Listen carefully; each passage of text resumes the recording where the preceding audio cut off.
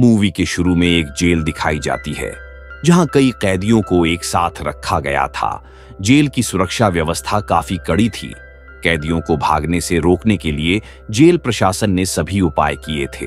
इन कैदियों में से एक था फ्रैंक पेरी, एक आरोपी जिसे उम्र कैद की सजा सुनाई गई थी और वह लगभग 14 साल से इस जेल में बंदी है। विलियम हेज नाम का एक और कैदी यहाँ था। विलियम फ्रैंक का सेलमेट था। विलियम को 20 साल की सजा हुई थी और लंबे समय तक एक साथ रहने से उनके बीच गहरी दोस्ती हो गई थी। लेकिन आज विलियम के 20 साल पूरे होने वाले हैं, इसलिए उसे रिहा कर दिया जा रहा है। इसके बाद नए कुछ कैदियों को जेल में लाया गया। उनमें से अधिकांश कम उम्र के थे। इन नए कैदियों का स्वागत करने के लिए पुराने कैदी मनोरंजन का इंतजाम करते हैं और उनमें से कुछ कैदी महिलाओं के रूप में नए आए कैदियों के पास जाकर नाचते हैं और बाकी कैदी उनके साथ मजाक करते हैं। फिर सभी अपने अपने सेल में चले जाते हैं। फ्रैंक को एक नया सेल मेट मिल जाता है जिसका नाम जेम्स लेसी था। लेसी की उम्र बहुत ज्यादा नहीं थी। इसके बाद देखा जाता है कि फ्रैंक की कई चिट्ठियां वापस आती हैं। ये सब उसने जेल में रहते समय अर्थात इन 14 वर्षों में अपनी बेटी को लिखा था, लेकिन उसे अपनी एक भी चिट्ठी का जवाब नहीं मिला। लेकिन आज फ्रैंक के पास एक चिट्ठी आती है। चिट्ठी में लिखा था कि नशीले पदार्थों के अत्यधिक सेवन के कारण उसकी बेटी मृत्युशैया पर है। फ्रैंक को यह खबर सुनकर बहुत दुख होता है और वह चिंता में पड़ जाता है। वह अपनी बेटी से बहुत प्यार करता था। वह क्या करे इसका कोई हल नहीं सूझता और तब एक समय पर वह जेल से भागने का फैसला करता है।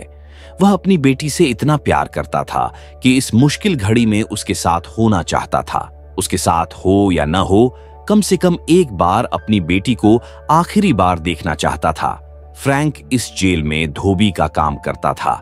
हर दिन की तरह एक दिन वह कपड़े जेल के लॉन्ड्री रूम में धोने के लिए वॉशिंग मशीन में डाल रहा था। जब वह मशीन में कपड़े डाल रहा था तब उसने ध्यान दिया कि एक ठंडी हवा अंदर से आ रही है, जो वह पहले कभी इस तरह से ध्यान नहीं दिया था। वास्तव में यह वॉशिंग रूम में एक एयर वेंटिलेटर था। फ्रैंक सोचता है कि अगर इससे दूसरे छोर तक जा सकता है तो शायद वह भाग सकता है। इसके बाद फ्रैंक कमरे में आकर सोचने लगता है कि क्या किया जाए। अब उसकी उम्र हो गई है और उसका शरीर भारी हो गया है। इस तरह जोखिम लेकर भागने की कोशिश करने पर समस्या हो सकती है। दीर्घकाल इस जेल में रहने के कारण कुछ लोगों के साथ फ्रैंक की बहुत अच्छी दोस्ती हो गई थी और उनमें से 2 उसके बहुत करीबी थे, लेनी ड्रैक और ब्रूडी। वे भी अब फ्रैंक के साथ भागने का प्लान बना रहे थे। फ्रैंक लॉन्ड्री रूम के अंदर एयर वेंटिलेटर के बारे में उन्हें बताता है। ब्रूडी कहता है कि वह वेंटिलेटर का ढक्कन बहुत मजबूत होगा और इसे इतनी आसानी से तोड़ना संभव नहीं है। तब लेनी कहता है कि भले ही यह कितना भी मजबूत हो, मैं इसे तोड़ दूंगा। वास्तव में लेनी एक बॉक्सर था, इसलिए उसके शरीर में बहुत ताकत थी, इसलिए वे किसी भी मजबूत काम के लिए लेनी पर भरोसा कर सकते थे। फिर ब्रूडी फिर से पूछता है कि यहां से तो कोई खोल देगा, लेकिन बाहर जाने पर उसे बाहर का ढक्कन खोलना होगा, क्योंकि ढक्कन न खोलने पर वे कोई भी बाहर नहीं जा सकते। तब फ्रैंक कहता है कि हम इसलिए तुम्हारे पास आए हैं, केवल तुम ही एक बुद्धि निकालकर मेरी मदद कर सकते हो। मैं जेल से भागकर अपनी बेटी से मिल सकता हूँ।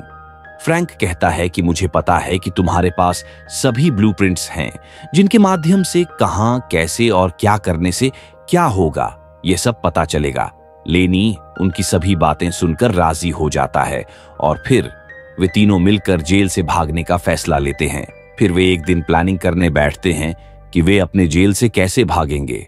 फ्रैंक कहता है कि सबसे पहले हमें किसी भी तरह से लॉन्ड्री रूम तक पहुंचना होगा, लेकिन कोई भी कारण बिना हम लॉन्ड्री रूम नहीं जा सकते। लॉन्ड्री जाने के कुल 3 रास्ते हैं और तीनों में ही गार्ड चौकसी करते हैं। लेनी कहता है तो फिर किसी और तरह का रास्ता ढूंढना होगा।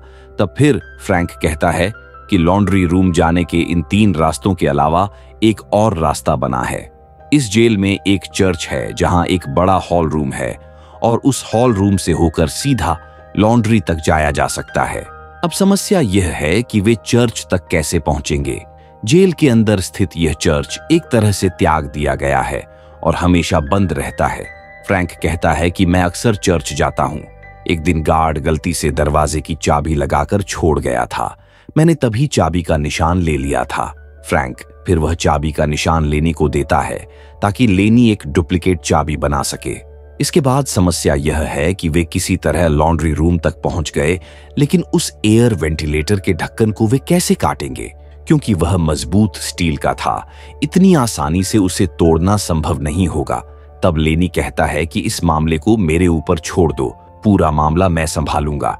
फिर लेनी अपने कमरे की कुर्सी से एक मजबूत रड निकालता है और उससे वेंटिलेटर के ढक्कन को काटने के लिए एक चीज बनाने की कोशिश करता है, लेकिन इसे पूरी तरह से बनाने के लिए एक हीरे की जरूरत थी।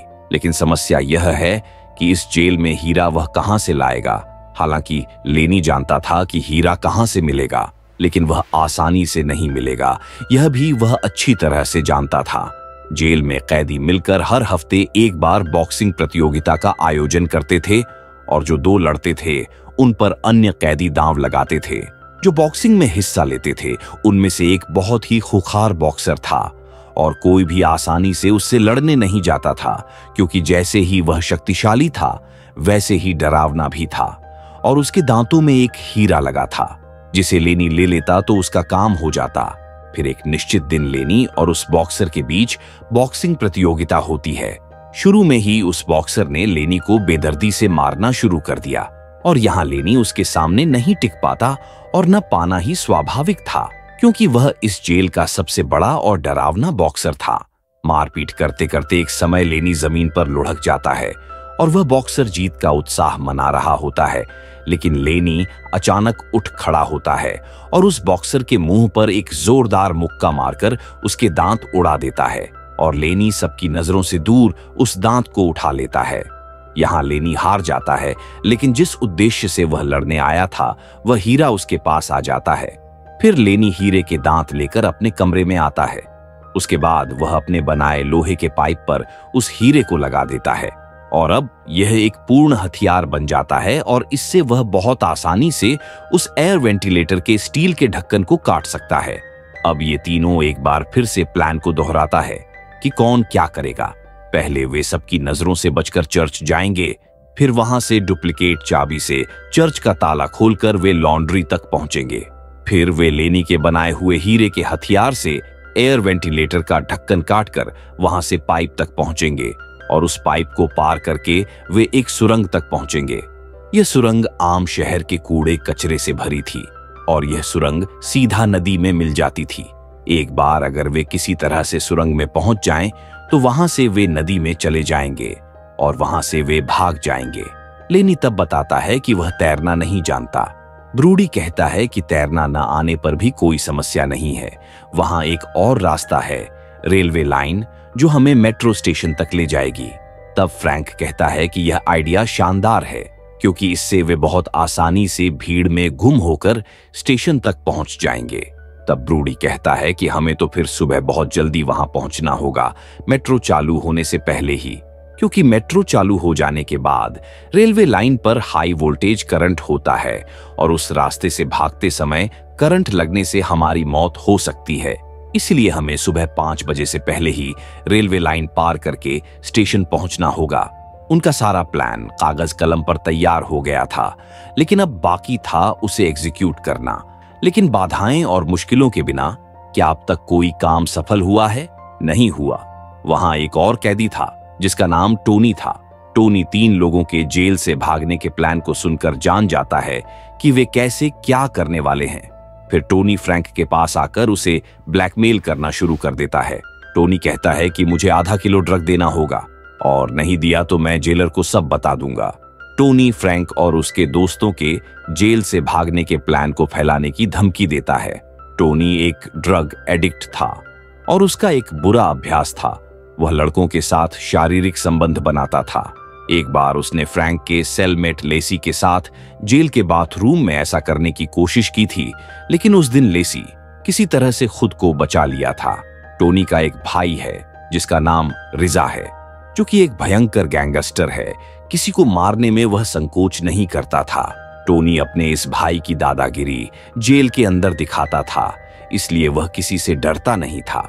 टोनी फिर भी फ्रैंक से कहता है कि अगर उसे आधा किलो ड्रग नहीं दिया गया तो वे जेल से नहीं भाग पाएंगे और ऐसी धमकी देकर टोनी वहां से चला जाता है। तब फ्रैंक सोचने लगता है क्या करे। जेल में बत्तिस्ता नाम का एक कैदी था जो एक समय विभिन्न रसायनों से काम करता था और वही ड्रग बना सकता था। फ्रैंक के दिमाग में तब एक बुद्धि आती है। वह बाटिस्ता के पास जाकर कहता है कि अगर तुम मुझे आधा किलो ड्रग का इंतजाम करके दो तो मैं तुम्हारी मदद करूंगा जेल से भागने में। बाटिस्ता पहले तो हैरान होता है लेकिन वह राजी हो जाता है। बत्तिस्ता फ्रैंक को आधा किलो ड्रग बना देता है। अगले दिन जब टोनी फ्रैंक के पास ड्रग लेने आता है, वह सोचकर ही आया था कि फ्रैंक उसे ड्रग नहीं दे पाएगा, लेकिन फ्रैंक उसे बहुत आसानी से ड्रग दे देता है और इससे टोनी हैरान रह जाता है। इसके बाद टोनी वहां से ना जाकर फ्रैंक के सेलमेट लेसी के साथ बुरा व्यवहार करना शुरू कर देता है। लेसी तब सो रहा था। टोनी लेसी के बिस्तर पर चढ़ जाता है और लेसी के साथ इंटीमेट होने की कोशिश करता है, जो उसने पहले भी कई बार कोशिश की थी। इस बार लेसी गुस्सा हो जाता है और उठकर टोनी को बुरी तरह मारने लगता है। वह एक कुर्सी से टोनी के सिर पर कई बार मारता है और अंत में तकिया दबाकर उसे मारने जाता है। फ्रैंक तब लेसी को रोकता है और इस मौके का फायदा उठाकर टोनी उस सेल से भाग जाता है, लेकिन लेसी ने उसे बहुत बुरी तरह मारा था कि सीढ़ी से नीचे आते समय संतुलन बिगड़ने से वह नीचे गिर पड़ता है और टोनी वहीं मर जाता है। इस घटना के तुरंत बाद टोनी का भाई रिजा फ्रैंक के सेल में आता है। रिजा जानना चाहता है कि टोनी के साथ क्या हुआ था। फ्रैंक पहले कुछ भी नहीं बताना चाहता था, लेकिन तब रिजा कहता है कि अगर तू सब कुछ नहीं बताता तो मैं तेरी बेटी को मार डालूंगा। रिजा जेल में था। जेल के बाहर उसके अच्छे संपर्क थे। वह यह काम कर सकता है, ये फ्रैंक बहुत अच्छी तरह जानता था। इसलिए जब अपनी बेटी के जीवन पर सवाल उठता है तब फ्रैंक रिजा को सब कुछ बता देता है। रिजा तब उसी रात के लेसी को साथ लेकर फ्रैंक को अपने सेल में जाने को कहता है, लेकिन फ्रैंक आज रात ही भाग जाने का प्लान कर रखा था, इसलिए वह बहुत टेंशन में पड़ जाता है कि वह क्या करे। फ्रैंक जब रिजा से बात कर रहा था तब बाहर से एक गार्ड आता है और फ्रैंक को बताता है कि उसके साथ कोई मिलने आया है। जब फ्रैंक मुलाकात कक्ष में मिलने जाता है तब मिलने आई वह महिला बताती है कि उसकी बेटी जिंदा नहीं है। यह खबर सुनकर फ्रैंक पूरी तरह से टूट जाता है। वह अपनी बेटी से एक बार मिलने के लिए ही जेल से भागना चाहता था। इतने प्लान, इतने मेहनत के बाद जब असली काम नहीं होगा तब फ्रैंक भागने का कोई कारण नहीं देखता और उसकी सारी उम्मीदें धराशायी हो जाती हैं। वहां से फ्रैंक अपने सेल में वापस आता है और लेसी को बताता है कि आज रात रिजा उन दोनों को अपने सेल में बुलाया है।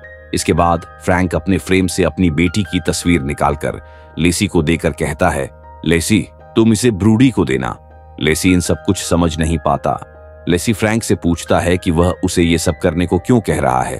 तब फ्रैंक कहता है कि तुम धीरे धीरे समझ जाओगे। उसके बाद फ्रैंक लेसी को सब कुछ विस्तार से बताता है। फ्रैंक कहता है कि मेरी एकमात्र बेटी मृत्युशैया पर थी। उसे आखिरी बार देखने के लिए मैं इस जेल से भागना चाहता था। मेरे साथ और 3 लोग यहां से भागना चाहते थे और आज रात ही हम यहां से भाग जाते, लेकिन कुछ देर पहले ही खबर आई कि मेरी बेटी अब नहीं रही। मेरे पास अब जाने का कोई स्थान नहीं है, इसलिए जेल से भागने का कोई सवाल ही नहीं उठता। लेकिन तेरी उम्र कम है, जीवन में अभी बहुत समय बाकी है, इसलिए मेरी जगह आज तू उनके साथ भाग जाना। मैं बाकी जीवन इसी जेल में काट दूंगा। और इसके अलावा तुझे देखकर मुझे अपनी बेटी की याद आती है। वह तेरी तरह ही उम्र की थी। वह तो जी नहीं पाई, कम से कम तू जी ले। उसी रात प्लानिंग के मुताबिक लेनी, ब्रूडी और बत्तिस्ता भागने के लिए सेल से बाहर निकलते हैं और फ्रैंक वहीं अपने सेल में रह जाता है। वे पहले चर्च से होकर लॉन्ड्री तक पहुंचते हैं। वे एयर वेंटिलेटर के ढक्कन के पास पहुंचते हैं और तभी वहां लेसी आता है। लेसी को देखकर ब्रूडी गुस्सा होकर उसे मारने जाता है।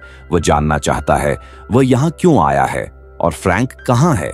लेसी तब फ्रैंक द्वारा दिए गए फोटो ब्रूडी को दिखाता है, जो कि फ्रैंक की बेटी का फोटो था। फोटो देखकर ब्रूडी समझ जाता है कि फ्रैंक ने लेसी को यहाँ भेजा है। वे जब भागने की तैयारी कर रहे थे, ठीक तभी फ्रैंक भी वहां आ जाता है। मतलब फ्रैंक ने अपना फैसला बदल लिया है। अब वह भी जेल से भागना चाहता है। वे 5 लोग मिलकर सुरंग के अंदर प्रवेश करते हैं और धीरे धीरे एयर वेंटिलेटर के पास पहुंचते हैं। फिर हीरे लगे हथियार से लेनी एयर वेंटिलेटर का ढक्कन काटना शुरू करता है। इसे काटने में उन्हें काफी समय लगता है और काम भी काफी मुश्किल था। लेकिन कुछ देर बाद लेनी इसे काट डालता है और अब धीरे धीरे वेंटिलेटर से होकर वे सुरंग की ओर बढ़ते हैं। एक जगह आकर वे एक कुआं देखते हैं जो इतना गहरा था कि नीचे कुछ भी दिखाई नहीं दे रहा था। तब ब्रूडी एक कपड़े पर आग लगाकर नीचे फेंक देता है। वास्तव में वे जानना चाहते थे कि यह कुआं कितना गहरा है, लेकिन अचानक ऊपर से पानी टपकना शुरू हो जाता है। वे जल्दी ही उस कुएं की सीढ़ी से नीचे उतर जाते हैं। कुएं के बिल्कुल नीचे एक दरवाजे जैसा था। इधर ऊपर से पानी टपकने की वजह से कुआं भर रहा था, इसलिए वे सब जल्दी से दरवाजा खोलकर उसके अंदर चला जाता है। कुछ दूर जाने के बाद वे वहां एक दीवार देखते हैं। यह दीवार बहुत मजबूत थी, आसानी से नहीं तोड़ी जा सकती थी। मतलब वे इस दीवार को पार करके बाहर नहीं निकल सकते और न ही पीछे लौट सकते हैं, और यहाँ वे बहुत बुरी तरह से फंस गए थे। लेसी यह देखकर निराश हो जाता है। वह कहता है कि शायद हम इस जगह से बाहर नहीं निकल पाएंगे। यह सुनकर लेनी बहुत गुस्सा हो जाता है और लेसी को मारने जाता है, क्योंकि लेसी उनके प्लान में कहीं भी शामिल नहीं था। लेनी लेसी को जोरदार मुक्का मारने जा रहा था कि वह उसके शरीर पर ना लगकर दीवार पर लगता है, जिससे मिट्टी टूटकर गिरने लगती है। वे लोग समझ जाते हैं कि यह दीवार इतनी मजबूत नहीं है, थोड़ी कोशिश से इसे तोड़ा जा सकता है। वे तब दीवार तोड़ने की तैयारी करते हैं। बहुत कोशिश करके वे दीवार में एक सुरंग बना लेते हैं। थोड़ी देर बाद ब्रूडी उस सुरंग में घुसता है और अंदर से मिट्टी बाहर निकालने लगता है, लेकिन इसी बीच मिट्टी उस पर ढह पड़ती है। फ्रैंक तब मामले को समझकर खुद सुरंग में घुसता है और मिट्टी हटाकर ब्रूडी को ढूंढता है। एक समय पर ब्रूडी को वह ढूंढ लेता है, लेकिन ब्रूडी तब जीवित नहीं था। मिट्टी के नीचे दबकर ब्रूडी वहीं मर गया। फिर वे सुरंग पार करके दीवार की दूसरी ओर आ जाते हैं। फ्रैंक अपने दोस्त की मौत से बहुत टूट जाता है। वह कुछ देर ब्रूडी के शव के पास बैठा रहता है। वे ब्रूडी का शव वहीं छोड़ना नहीं चाहते थे, इसलिए वह उसका शव अपने कंधे पर लेकर रवाना होता है। इस तरह कुछ समय बाद वे उस पुराने स्टेशन के पास पहुंचते हैं। यह स्टेशन कई सालों से बंद था। वहां पर उन्हें एक मैप मिलता है। उसे देखकर वे समझ जाते हैं कि वे सही जगह आ गए हैं, लेकिन यहां से उन्हें 1 घंटे के अंदर मुख्य स्टेशन पहुंच जाना है, क्योंकि ट्रेन चल जाने के बाद रेलवे लाइन पर बिजली चलने लगेगा, जिससे बिजली का झटका लग सकता है।